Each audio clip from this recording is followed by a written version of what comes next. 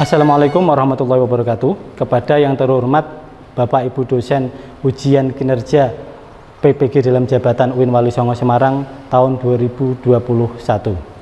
Perkenalkan, nama saya Ahmad Zamharir, guru Mapel Fikih di MA Terpadu Yasin Kebonagung, Demak, Jawa Tengah.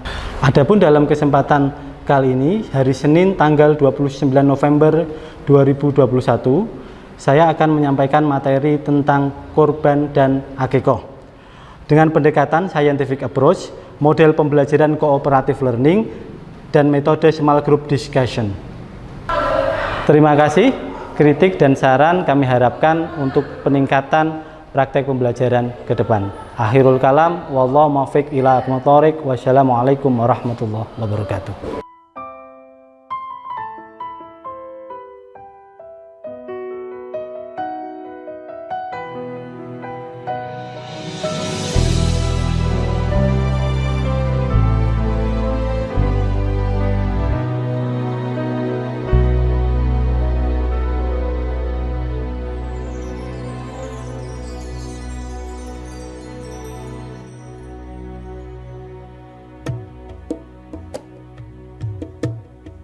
Aku ingin menjadi mimpi indah dalam tidurmu. Aku ingin menjadi sesuatu yang mungkin bisa kau rindu.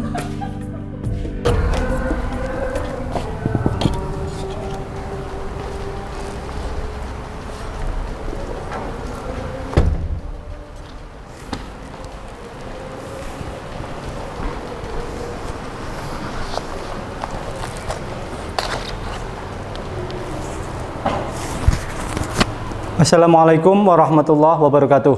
Waalaikumsalam warahmatullahi wabarakatuh. Alhamdulillahilladzi hadana li hadza wa ma kunna linahtadiya wa hadanallah la haula wa la quwata illa billah. Amma ba'du. Selamat pagi anak-anakku semua. Gimana kabarnya? Alhamdulillah, luar biasa. Terima kasih. Sebelum Bapak mulai pelajaran kali ini, terlebih dahulu mungkin ketua kelasnya bisa mimpin doa dulu, silakan. Ya, Brad, berdoa mulai.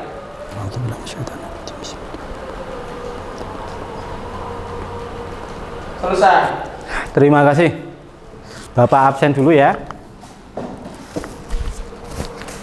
Pertama, Anissa Ismi. Dah. Agus Edianto. Novita.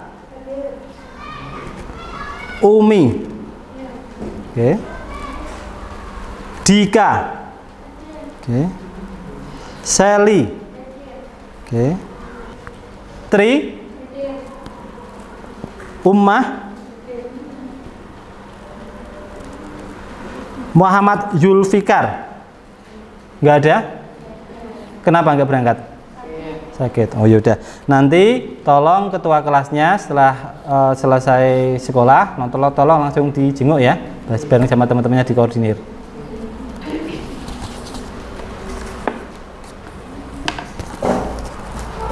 Di sini Bapak akan mencoba menjelaskan tentang materi kurban dan akikoh. Ya. Sebelum Bapak menjelaskan materi kurban dan akikoh, pasti kalian sering dengar kan apa itu kurban, apa itu akikoh dalam kehidupan kalian sehari-hari. Misal contoh, setiap Idul Adha di masjid-masjid ya, di musola-musola itu pasti biasanya akan diadakan apa? Pemotongan hewan. Kemudian dagingnya nanti dibagi ke fakir miskin, ke tetangga-tangga dan sebagainya. Itu berarti dilaksanakan kurban. Kemudian ketika ada orang yang lagi bahagia dikaruniai anak atau keturunan, biasanya di hari ke-7 dia melaksanakan namanya apa? Akikoh. Biasanya memotong hewan berupa kambing. Dari sini kalian pasti bisa memahami bahwa kurban dan akikoh itu adalah aktivitas yang biasa dilaksanakan dalam kehidupan bermasyarakat. Karena apa? Sudah sesuai dengan syariat hukum Islam. Untuk lebih jelasnya nanti Bapak akan menjelaskan mengenai pembahasan kurban dan akikah. Bapak tayangkan PowerPoint-nya ya.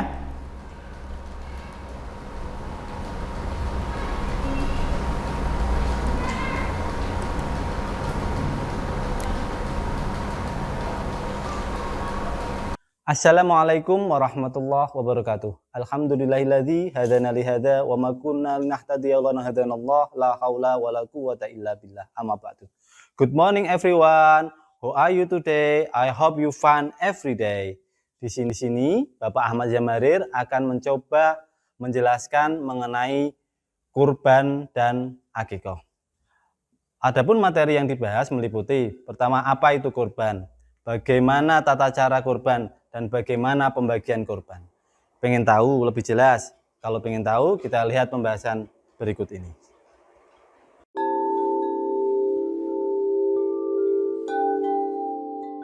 Dalam pembahasan kurban dan akikah ini, ada tujuan pembelajaran yang hendak kita capai. Yang pertama, setelah mengamati, menanya, mengeksplorasi, kemudian mengasosiasi dan mengkomunikasikan peserta didik diharapkan mampu: 1. Menjelaskan tata cara pelaksanaan kurban dan akikah dengan benar. Itu yang pertama. Kemudian yang kedua, dapat mempraktekkan cara pelaksanaan kurban dan akikah dengan cara yang benar juga. Kemudian yang ketiga, dapat menjelaskan hikmah kurban dan akikah dengan baik. Itu tujuan pembelajaran yang hendak kita capai. Selanjutnya,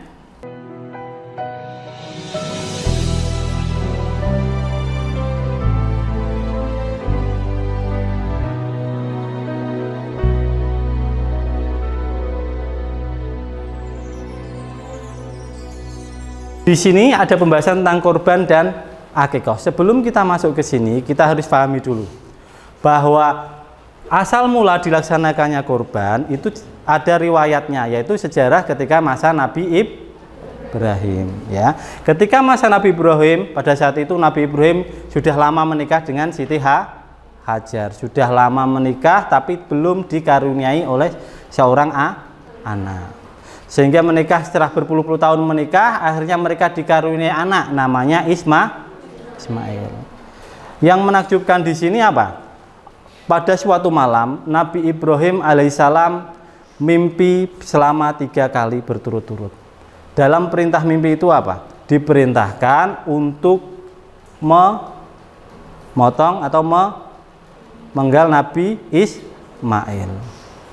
Karena bentuk, di satu sisi dia sangat sayang dan sangat cinta kepada putranya yang telah berpuluh-puluh tahun dia harapkan kelahirannya, tapi di sisi lain dia juga memiliki keimanan yang sangat kuat akan Allah Subhanahu wa Ta'ala. Dari situ keimanan dia, ketakwaan dia kepada Allah lebih tinggi dibanding rasa cintanya terhadap putranya. Kemudian dia menghampiri putranya Ismail tersebut, kemudian dia sampaikan kalau dia sudah bermimpi selama 3 kali berturut-turut bahwa Allah Subhanahu wa Ta'ala memerintahkan dirinya untuk memenggal Nabi Ismail sebagai kurban. Karena Ismail sebagai anak yang soleh, anak yang taat, anak yang beriman, maka dia pun mengiyakan keinginan atau perintah Allah Subhanahu wa Ta'ala tersebut. Sehingga suatu ketika di suatu tempat Nabi Ibrahim alaihissalam ingin melaksanakan mimpi tersebut. Dia ingin memotong Nabi Ismail, tapi dengan izin Allah Subhanahu wa Ta'ala Nabi Ismail diganti dengan seekor domba. Itulah asal mula dari kurban. Ya, kita masuk di sini materi pertama dulu ya, mengenai kurban.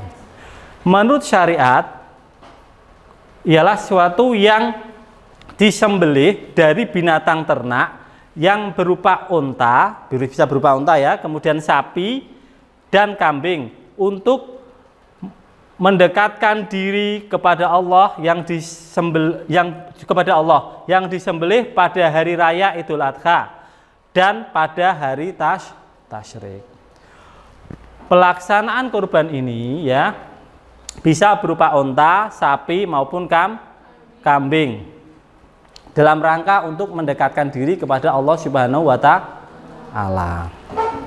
Kemudian dilaksanakan pada hari Idul Adha, yaitu tanggal 10 Dzulhijjah, dan 3 hari tasyrik, berarti 11, 12 dan 13 Dzulhijjah. Itu pelaksanaan kurban.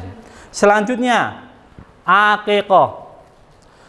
Menurut istilah syara artinya menyembelih hewan ternak pada hari ke-7 dari kelahiran anak, ya.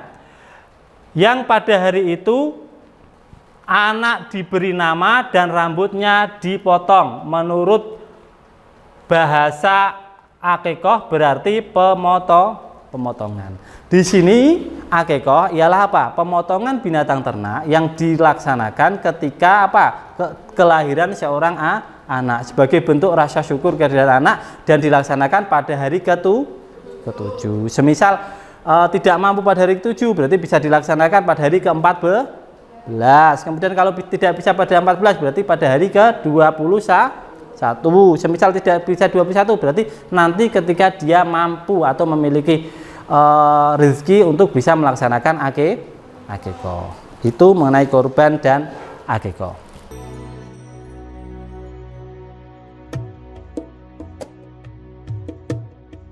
Aku ingin menjadi mimpi indah dalam tidurmu.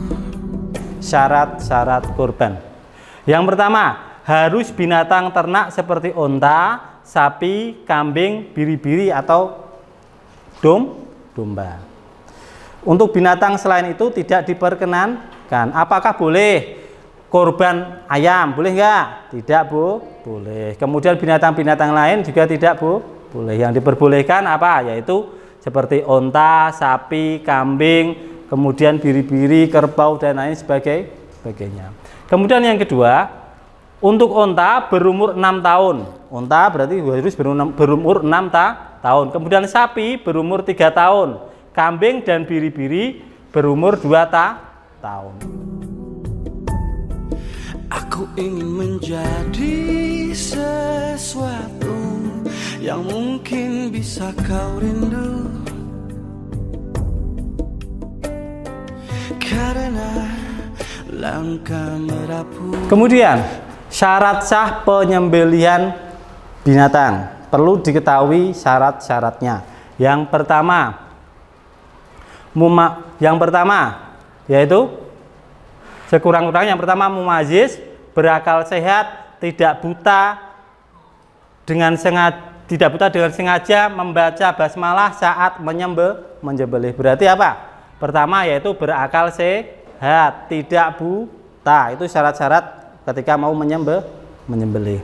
Kemudian alat yang digunakan harus tajam, terbuat dari logam, besi, dan tidak sah dengan tulang, kuku atau gigi. Ingat, ketika memotong, ya sebelum memotong pastikan pisau atau parang atau pedang yang kalian gunakan untuk memotong itu sudah terbuat dari besi yang tajam. Jangan sampai berkarat. Ketika berkarat maka sebelumnya harus kalian asah terlebih dahulu sampai pedang tersebut tajam, ya. Oke, kita lanjut.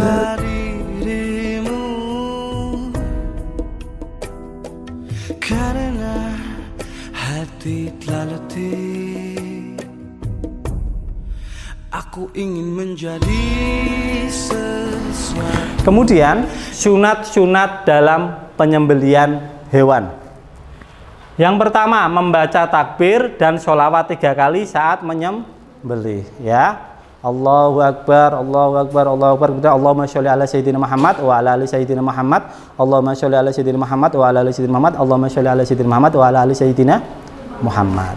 Kemudian sebelum disembelih, hewan direbahkan menghadap kiblat dengan tulang rusuk kiri berada di bagian bawah. Jadi pastikan hewan tersebut diarahkan ke kiblat dengan rusuk bagian kiri. Paham ya?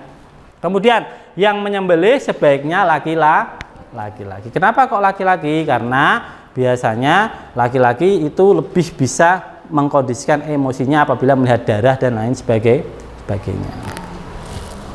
Selanjutnya, sesuatu yang mungkin bisa kau sentuh. Aku ingin kau tahu bahwa aku selalu memujamu.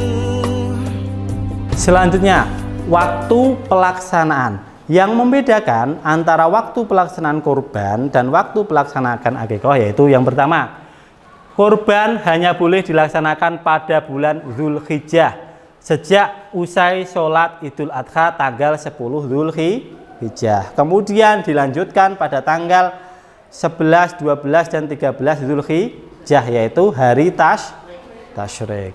Itu pelaksanaan dari kurban. Berbeda dengan pelaksanaan akikah. Pelaksanaan akikah disunatkan pada hari yang ketujuh dari kelahiran. Bila tidak bisa melaksanakan pada hari ketujuh, maka bisa dilaksanakan pada hari ke-14. Jika tidak bisa lagi, bisa dilaksanakan pada hari ke-21. Dan jika tidak bisa lagi, maka bisa dilaksanakan ketika yang bersangkutan mampu atau memiliki rezeki untuk melaksanakan akikah tersebut. Kemudian orang yang berhak menerima kurban. Yang pertama, orang-orang fakir miskin untuk mencukupi kebutuhan mereka pada hari itu. Jadi prioritas utamanya yaitu orang fakir miskin. Kemudian yang kedua, diberikan oleh kerabat untuk menyambung silaturahmi. Jadi misal kalian punya kerabat, untuk menyambung silaturahmi bisa diberikan. Kemudian diberikan oleh tetangga sebagai bantuan. Misal kalian merasa memiliki tetangga yang membutuhkan, yang tidak mampu, juga bisa diberikan. Kemudian Kau seperti nyanyian dalam hati. Kemudian hikmah dari kurban. Yang pertama, menambah cinta kepada Allah Subhanahu wa taala. Bagi orang yang berkorban itu sebagai bentuk cinta kita kepada Allah Subhanahu wa taala. Kemudian yang kedua, akan menambah keimanan kepada Allah Subhanahu wa taala. Karena apa? Semua harta yang kita miliki itu dari Allah dan ada juga hak orang lain yang harus kita berikan. Udara yang kuela kau selalu ada. Hukum akikah yaitu sunat mu'akad. Sunat mu'akad adalah ibadah sunat yang sangat dianjurkan untuk dikerjakan. Walaupun ada sebagian ulama yang berpendapat bahwa akikah hukumnya wajib, hal ini sesuai dengan hadis yang diriwayatkan oleh Hasan Basri dari Samurah radhiyallahu anhu bahwa Rasulullah Shallallahu alaihi wasallam bersabda, setiap anak tergadaikan dengan akikahnya, ya. Walaupun memang ada sebagian ulama yang mengatakan itu wajib, tapi jumhur ulama atau sebagian besar ulama mengatakan itu sunnah mu'akad. Jadi sunnah yang sangat dianjurkan, ya. Selanjutnya ada beberapa sunat yang dilaksanakan saat akikah. Perlu kalian ketahui. Yang pertama, berdoa sebelum menyembelih binatang akikah. Itu harus. Doanya mulai dari bismillah, Allahu Akbar, Allahumma hadza minka wa ilaika akikatan. Kemudian sebutkan nama anak tersebut. Yang artinya dengan nama Allah, Allah Maha Besar, ya Allah, binatang ini darimu dan akan kembali kepadamu. Inilah akikah. Sebutkan namanya siapa, misal akikah Nabil Syekhul Iman dan sebagainya. Jadi tergantung nama anak tersebut.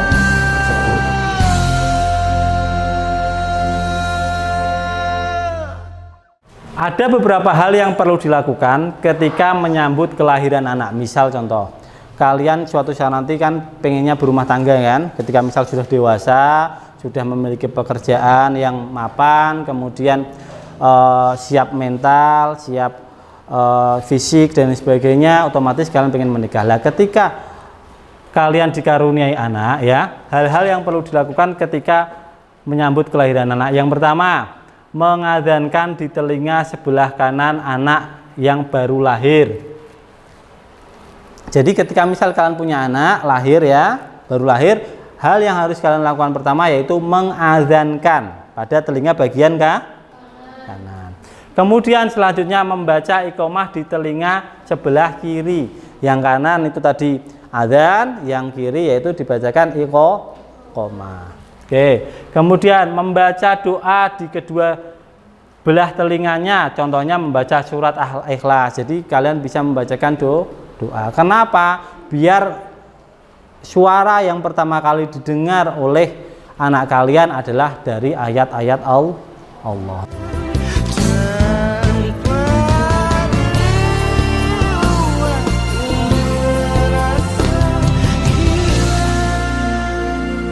Selanjutnya hikmah dari akikoh. Tadi udah hikmah kurban kan, sekarang hikmah akikoh.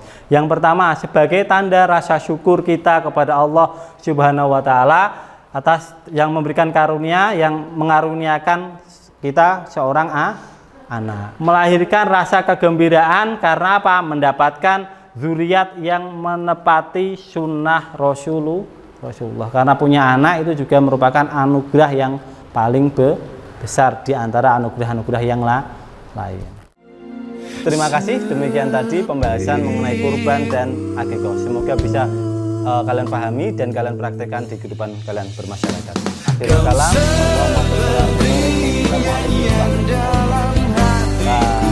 ya, demikian tadi penjelasan mengenai kurban dan akikoh. Agar lebih jelasnya pemahaman kalian nanti kita praktekkan ya untuk kurban, nanti kita praktekkan untuk tata cara menyembelih binatang, kemudian untuk akikoh nanti untuk tata cara pemotongan rambut. Paham ya?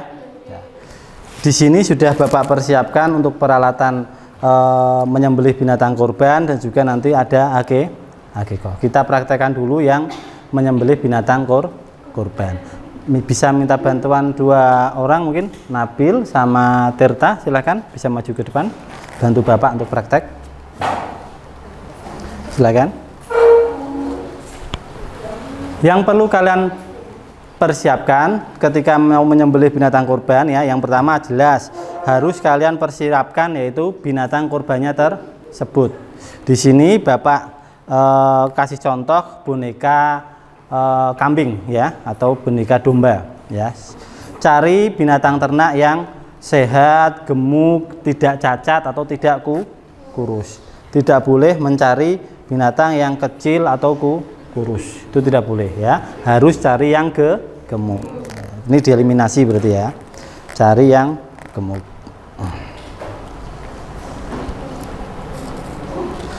Setelah binatangnya ada, yang perlu kalian siapkan berikutnya apa? Yang perlu kalian siapkan yaitu pisau atau parang untuk memotongnya.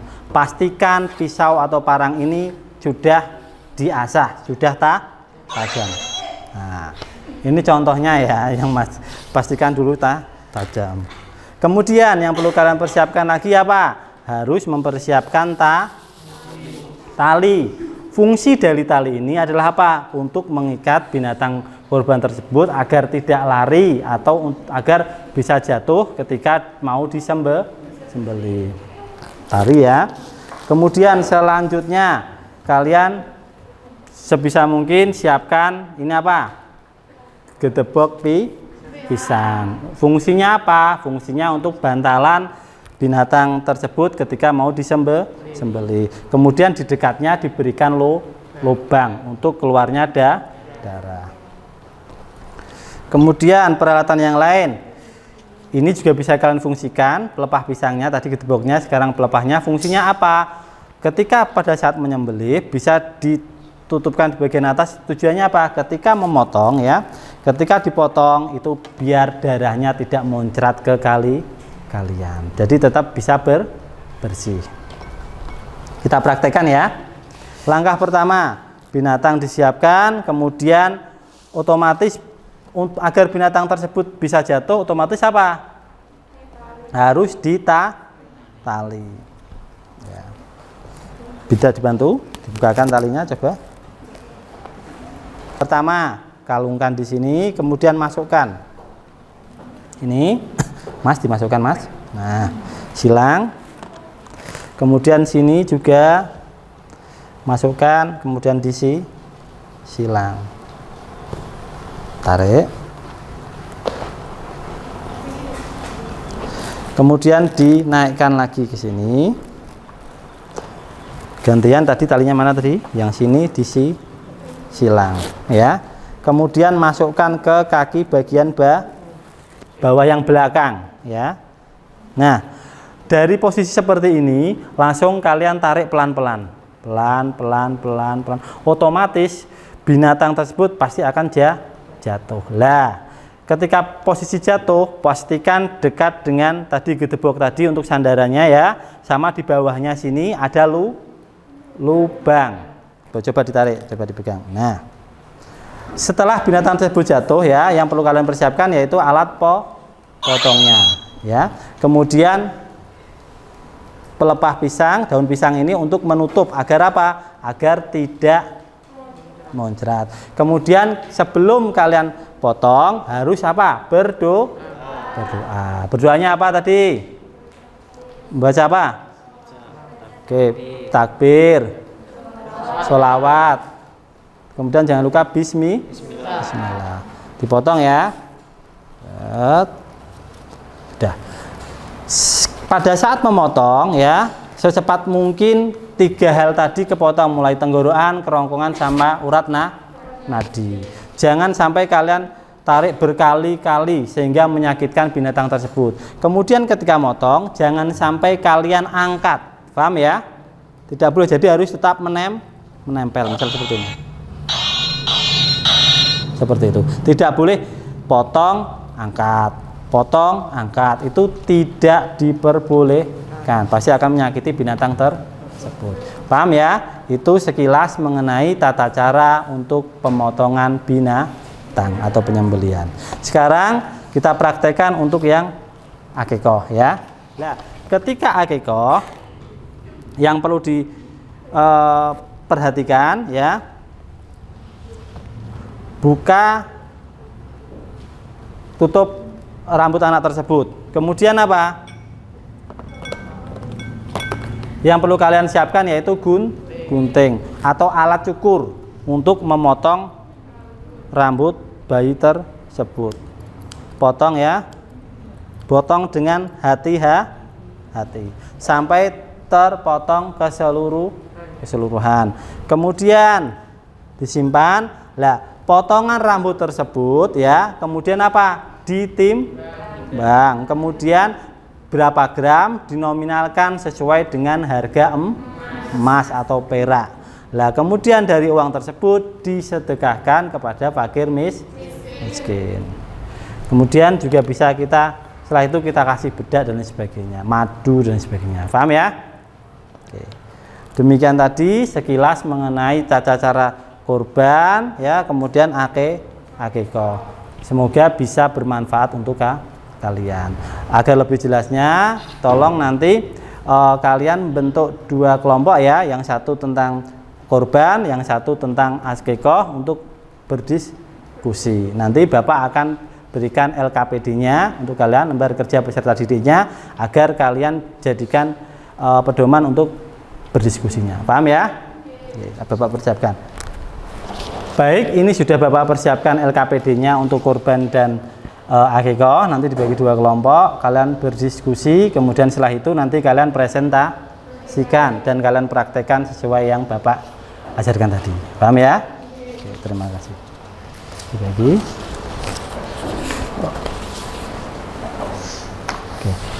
Oke, langsung membentuk kelompok diskusi. Langsung yang belakang, ya, bergabung.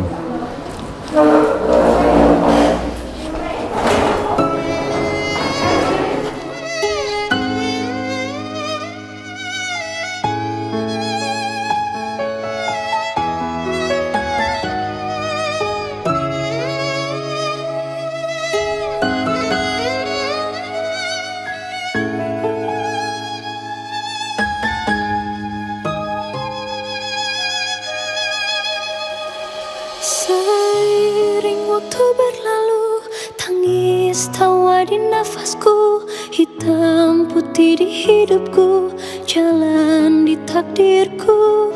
Tiada satu tersembunyi, tiada satu yang terlupa. Segala apa yang terjadi, engkaulah saksinya. Kau yang maha mendengar, kau yang maha melihat, kau yang maha pemaaf, padamu hati bertobat. Kau yang maha pengasih, kau yang maha penyayang, kau yang maha Saya rasa Bapak cukup dulu diskusinya ya. Nanti saya minta perwakilan dari kelompok pertama tentang kurban untuk mempresentasikan sekaligus praktek ya tata cara penyembelihannya. Kemudian untuk kelompok yang kedua tentang akikoh juga nanti saya harap presentasi kemudian sekaligus praktek ya. Kepadanya waktu dan tempat kami persilakan. Monggo. Silakan. Kelompok pertama. Assalamualaikum warahmatullahi wabarakatuh. Warahmatullahi wabarakatuh. Kami dari kelompok pertama akan menyampaikan tata cara penyembelihan hewan kurban. Pengertian kurban. Menurut syariah, kurban adalah sesuatu yang disembelih dari binatang ternak yang berupa unta, sapi, dan kambing untuk mendekatkan diri kepada Allah dan disembelih pada hari raya Idul Adha dan hari tasyrik. Sunah-sunah dalam menyembelih hewan. 1. Membaca takbir dan sholawat 3 kali saat menyembelih. 2. Sebelum disembelih, hewan direbahkan menghadap kiblat dengan tulang rusuk kiri berada di bawah. 3. Memotong 2 urat nadi yang berada di kanan kiri leher. 4. Menyembelih pada pangkal atau dekat kepala hewan, sedangkan unta sunah pada libah, yaitu tempat menggantungkan kalung pada leher. Yang terakhir, yang menyembelihnya sebaiknya laki-laki. Berikutnya, saya akan menyampaikan tata cara penyembelihan hewan kurban. Yang pertama adalah hewan ternak. Hewan ternaknya harus gemuk, sehat, dan tidak cacat. Sedebok pisang, parang atau pisau atau pedang. Tali ini untuk mengikat hewan agar tidak lari atau kabur. Daun pisang. Daun pisang ini hewan ini agar tidak lari. Mimpi indah dalam tidurmu. Aku ingin menjadi sesuatu yang mungkin bisa kau rindu. Karena langkah merapuh tanpa dirimu. Karena hati telah letih. Allahu Akbar, Allahu Akbar, Allahu Akbar. Aku ingin menjadi sesuatu yang mungkin bisa kau sentuh. Aku ingin kau tahu bahwa aku selalu Sekian dari kelompok kami. memujamu. Inilah tata cara penyembelihan hewan kurban dari kami. Wassalamualaikum warahmatullahi wabarakatuh. Demikian tadi presentasi dari kelompok pertama yang sudah sangat bagus ya. Selanjutnya kita lanjutkan untuk presentasi dari kelompok yang kedua tentang akikoh. Kepadanya kami persilahkan. Kau seperti Assalamualaikum warahmatullahi wabarakatuh. Waalaikumsalam. Baik, kami dari grup 2 akan menjelaskan tentang akikoh. Akikoh yaitu akikoh menurut istilah syara artinya menyembelih hewan ternak pada hari ke-7 dari kelahiran anak, yang pada hari itu anak diberi nama dan rambutnya dipotong. Menurut bahasa, akikoh berarti pemotongan. Pelaksanaan akikoh disunahkan pada hari ke-7 dari kelahiran. Bila tidak bisa melaksanakannya pada hari ke-7, maka bisa dilaksanakan pada hari ke-14, dan bila tidak bisa maka pada hari ke-21. Namun setelah 3 minggu masih tidak mampu, maka kapan saja pelaksanaannya dikala sudah mampu. Setelah akikoh menyembelih kambing tadi, kita memotong rambut si bayi, dipotong rapi, pelan-pelan.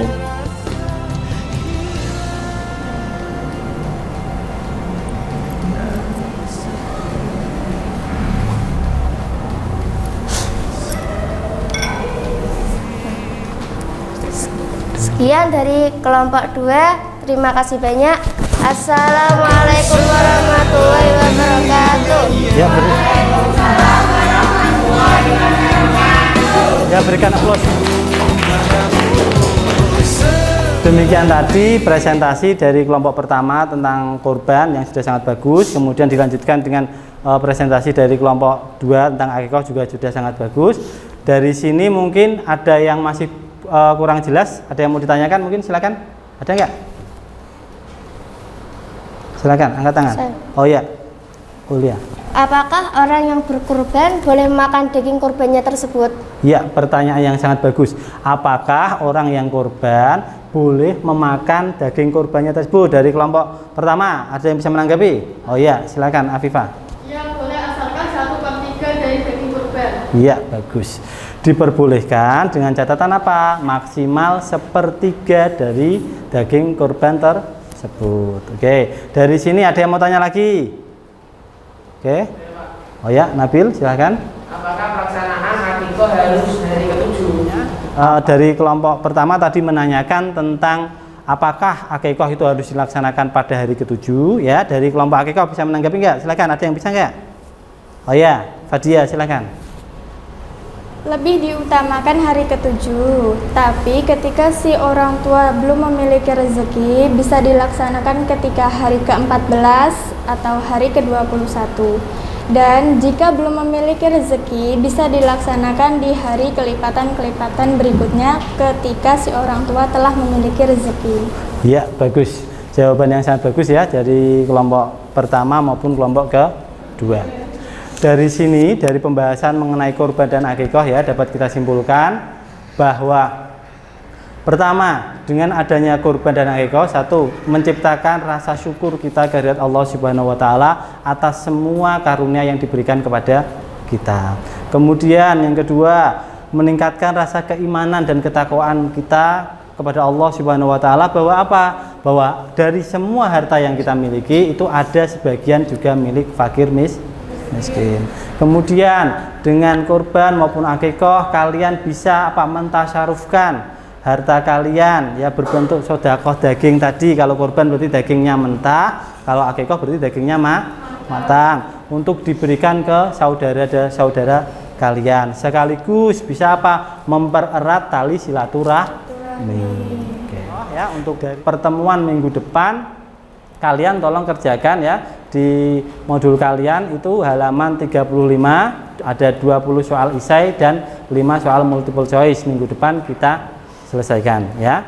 Demikian tadi pembahasan mengenai kurban dan akikah dari Bapak. Apabila ada kesalahan dan kekurangan, mohon maaf yang sebesar-besarnya. Akhirul kalam, wallahu muwaffiq ila aqwamit thoriq. Wassalamualaikum warahmatullahi wabarakatuh.